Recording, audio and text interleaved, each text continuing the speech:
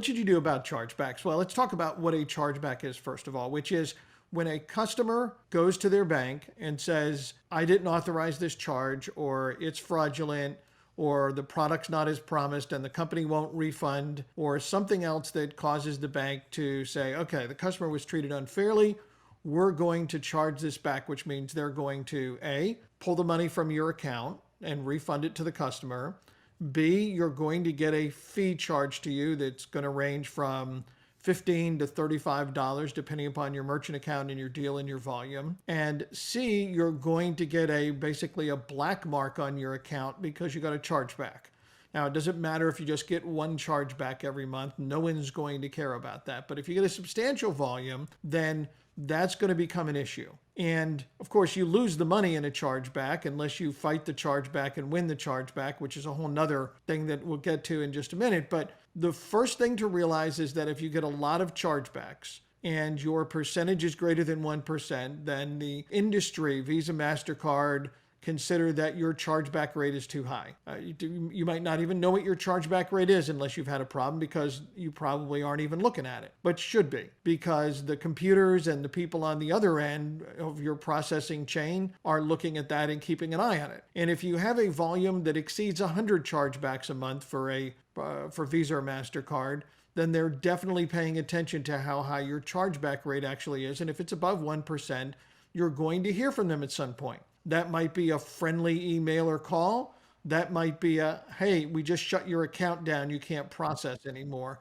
All depending upon what your processor decides to do and how scared the risk people get. So this is serious business if you do any volume of chargebacks. And if you're doing a lot of volume in online sales, then you're getting a lot of chargebacks. You might not be paying any attention to them. You might not fight them. You might not care about them. But eventually, if you're doing a big volume, you have to learn to deal with them. You obviously can file a response to them and fight them to get your money if you feel that the customer is wrong. And in many cases, you're going to find out if you start looking at these that the customer has never contacted your customer service, never asked for help, never gave you a chance to resolve the problem, because that's not how they work. And especially younger people feel that calling their bank or going online to their portal and pushing through the chargeback is so much easier than dealing with customer service at any company, that's their preferred method of getting a refund. That's not fair. It's not right, but it is a fact of life. So you've got to do what you can if you're going to do any volume of sales to reduce the number of chargebacks that you get in order to protect the health of your merchant account and make sure that you can safely process. So Brian's going to tell you more about what you can do to keep your chargeback level low. Yeah, so, even if you have the best basically product in the world and you're super, super nice and laid back on the refunds, when you get to a certain size, you are likely going to have chargebacks.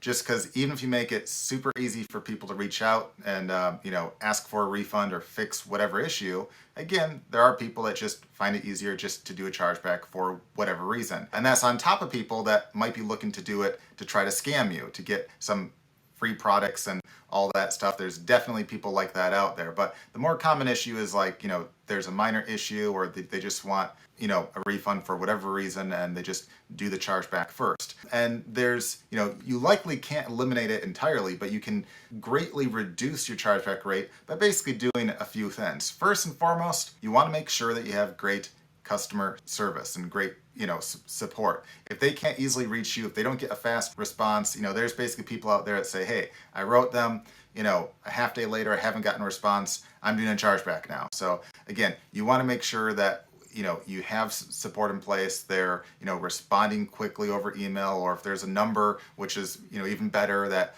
people are actually answering. If it just goes to basically a dead end, they're going to assume that you're a scam. They're going to just do a chargeback, and that's that. In one of our businesses, once we got a certain size volume, where we're basically doing a ton of sales, we started to get a bunch of chargebacks of people that were complaining all sorts of stuff. Like, some said that they didn't receive the product, some said that they didn't buy it, even if it was shipped to their house and their address and everything. And what we found was that there were some people that would basically call us when we had a phone support number, And the problem was a lot of people would start to basically call us at like, 7 or 8 at night. And if we only had support to like 5 or 6, they'd assume, well, I tried to call, they didn't answer, and they would basically do a chargeback right then. So once you get to a certain size, what we basically did is we outsourced the phone support to basically a team in Colombia that spoke like perfect English, really, really good. So we could have support hours,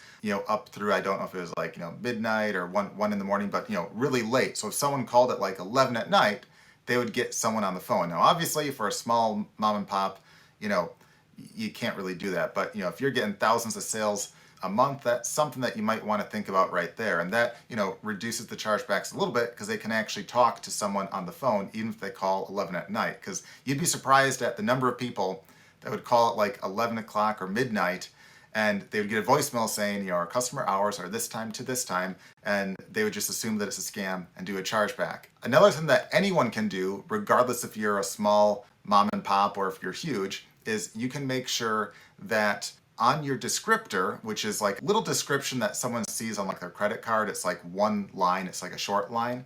You can make sure that on the descriptor, it's very, very clear on what they bought. And also, if you can have either like a number on it or like a short URL, so they can basically click that and it can go straight to like a support page that will basically say, hey, this is for this. If you have any questions or have a question about like refunds or to basically cancel if it's a subscription, you can reach out to us here, or here. That can help right there because then they don't have to even Google the name or anything. They can go straight to that link or they can call the number on the descriptor. At the very least, you want to make sure that the descriptor is very obvious and what it's for. I've seen a number of clients that, they'll have a descriptor that might be of like a parent company name, but not the actual name that the customer knows. So the customer sees a charge and they're like, what's this, $100 charge? I didn't buy anything from this place here. And they just do a chargeback because they assume it's fraud. Meanwhile, it's like, later they might find out like, oh, wait, that's this place. Well, I guess I did buy that. But half the time they won't admit that and they won't take the chargeback back or anything. So you're still kind of stuck with that. So you want to make sure that it really describes your business, and even better if you have a number or like a short essentially domain name that goes straight to a support page, that can help a great deal right there. The next thing that you can do is you can also make sure, and this might be an obvious one, that you rank for your company name. So whatever shows up in the descriptor, if it's like a name, make sure that you rank for that name on Google. So if they search it, you show up right there. If you don't rank, you can pay a little bit for, like a Google AdWords ad. So you show up right there where, like a few cents or so, or 5 cents, you can show up under your own name. So they see an easy way of contacting you and reaching out right there. Because you have to realize that, there are some chargebacks where it's just people that want an easier way out. But there's also some that legitimately have a bad experience with a lot of other companies, and they think every company's like that. So, they're looking for any excuse to do a chargeback. So the first second they get it's hard to get a hold of you. I'm going to do a chargeback. You want to try to eliminate that right there. Now, the next thing that you can do, which is more for if you're in huge volume, is to make sure that you use a chargeback management service. And there's a handful of them out there. We'll have a link to one in the description below that you can check out. But they can do a whole bunch of things, from not only helping respond to the chargebacks, but they can also help set you up with what's called basically chargeback alerts. And there's a couple of other names and similar things like that, but I'll just basically call it chargeback alerts right now. And what that is a system that before you get a chargeback, when a customer is thinking of doing a chargeback, or like they contacted their bank or their card, sometimes you'll get like a little alert right before it turns into like a real chargeback. And so you have a short window of time, usually less than like a day, to try to either refund that so it won't turn into a chargeback, or to try to reach out and take care of that issue. 9 times out of 10, especially if you're selling like cheaper stuff, like something that's under $50, it's sometimes best just to refund it before it turns into a chargeback. Reason being is there's a lot of fees in chargebacks.